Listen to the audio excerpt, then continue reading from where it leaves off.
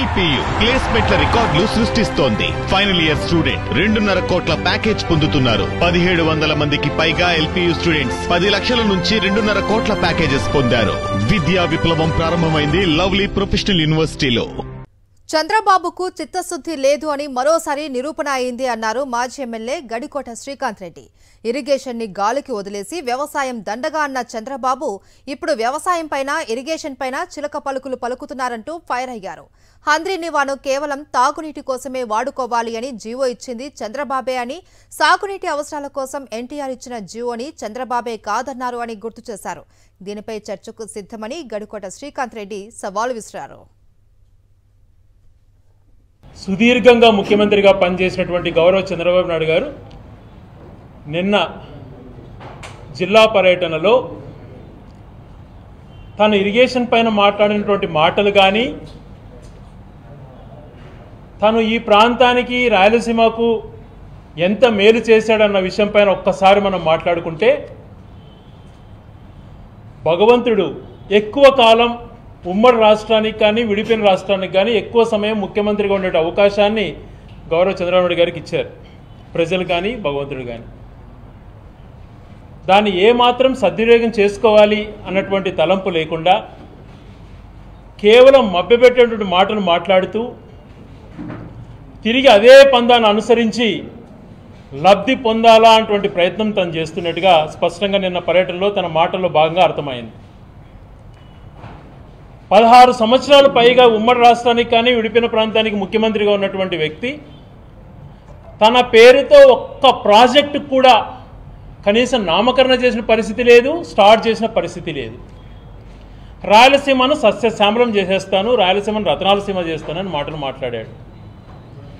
నిజంగా ఆశ్చర్యం వేస్తుంది. తన యొక్క ధైర్యాన్ని కానీ తను మాట్లాడే విధానాన్ని కానీ చూస్తే ఆశ్చర్యం వేస్తుంది. సుదీర్ఘ అనుభవం ఉన్నటువంటి రాజకీయ నాయకుడిగా పేరు చెప్పుకుంటాడు, కానీ చిత్తశుద్ధి తనకి ఏమాత్రము లేదు అని అనేక సార్లు నిరూపణ అయింది. గతంలో ఉమ్మడి రాష్ట్రంలో కాంగ్రెస్ హయాంలో శ్రీశైలం ప్రాజెక్టు కానీ నాగార్జున సాగర్ ప్రాజెక్టులు కానీ అనేకమైనటువంటి రూపకల్పన చేసి కంప్లీట్ చేసి ఈ రాష్ట్రాన్ని అన్నపూర్ణ రాష్ట్రంగా తీర్చిదిద్దారు. తర్వాత గౌరవ ఎన్టీ రామారావు గారు వచ్చిన తర్వాత తెలుగంగ ప్రాజెక్ట్ టేకప్ చేయడమే కాకుండా హంద్రీ నివా GNSS పేరు నామకరణం చేశారు, శంకుస్థాపన చేశాడు. దాన్ని ముందుకు తీసుకెళ్లే ప్రయత్నంలో భాగంగా ఆయన కూడా ముందుకు తీసుకెళ్ళలేకపోయారు.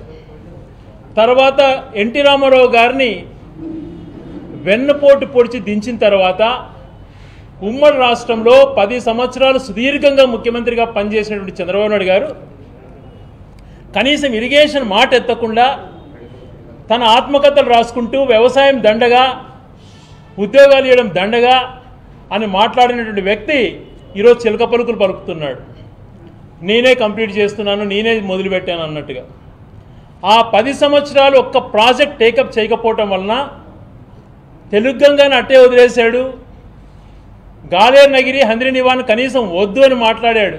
అప్పుడు కనీసం తను ప్రాజెక్ట్ని ఒక 5% చేసింటే కూడా ఈరోజు మిగులు జలాలు కాదు, అష్యూర్డ్ నికర జలాలు ఆ ప్రాజెక్టులకు కేటాయించబడేటివి. పూర్తి ద్రోహం చేసి మోసం చేశాడు. అటువంటి పరిస్థితులలో రాష్ట్రం ఉన్నింది. మోసం చేయడమే కాకుండా ఎన్టీ రామారావు గారు 40 TMCలతో HNSS చేయాలి అనేటువంటి సంకల్పంతో ఆయన జీవో ఇస్తే వెన్నుపోటు పొడిచి ఈయన ముఖ్యమంత్రి అయిన తర్వాత గౌరవ చంద్రబాబు నాయుడు గారు దీనికి గౌరవ చంద్రబాబు గారు సమాధానం ఇవ్వాలి. వాళ్ళ పార్టీ వాళ్ళు సమాధానం ఇచ్చినా వాళ్ళ పార్టీ వాళ్ళు దీనిపైన మాట్లాడాలన్నా ఏ వేదిక పైన మేము సిద్ధంగా ఉంటాం. ఆయన ఒక జీవో ఇచ్చారు. ఎప్పుడు 1998 మే 6న ఆ జీవో కాపీ గౌరవ మీడియా మిత్రులు కూడా షేర్ చేయబడబడుతుంది. ఆ జీవో ఆయన ఏమిచ్చారంటే, ఇది సాధ్యపడేటువంటి ప్రాజెక్టు కాదు హంద్రీ నివా, ఇది అప్పుడు ఏదో 40 TMCలు అన్నారు, అది చేసేటువంటి పరిస్థితి లేదు, అది కేవలం త్రాగునీటికి వాడుకుందాం 5 TMCలకు కుదించి జీవో ఇచ్చాడు.